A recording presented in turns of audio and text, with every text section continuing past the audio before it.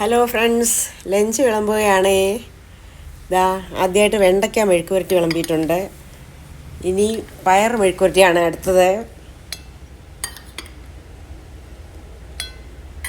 ഇനി ചീര തോരനാണ്. ഈ ചീരയ്ക്കും പയറിനും വെണ്ടയ്ക്കും സ്പെഷ്യാലിറ്റി എന്താണെന്ന് വെച്ചാൽ ഇത് മൂന്നും നമ്മുടെ വീട്ടിലുണ്ടായത് തന്നെയാണ്. ഒട്ടും രാസവളമോ മരുന്നടിപ്പോ ഒന്നുമില്ലാത്തത്.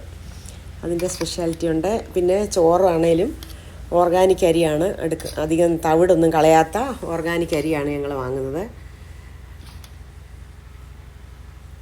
അപ്പോൾ ചോറായി. ഇനിയുള്ളത് ഉണക്കമീൻ മാങ്ങയിട്ട് കറി വെച്ചതാണ്. അത് ഇന്നലത്തേതാണ്, ചൂടാക്കിയെടുത്തതാണ് കുറച്ച്. വെരി ടേസ്റ്റി ഉണക്കമീൻ മാങ്ങ കൂട്ടാൻ. കണ്ടോ?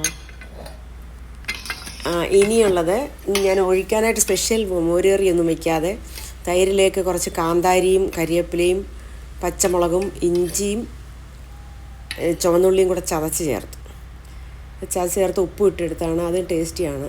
അതുകൊണ്ട് ഇന്ന് ഇത്രയാണ് കറികൾ.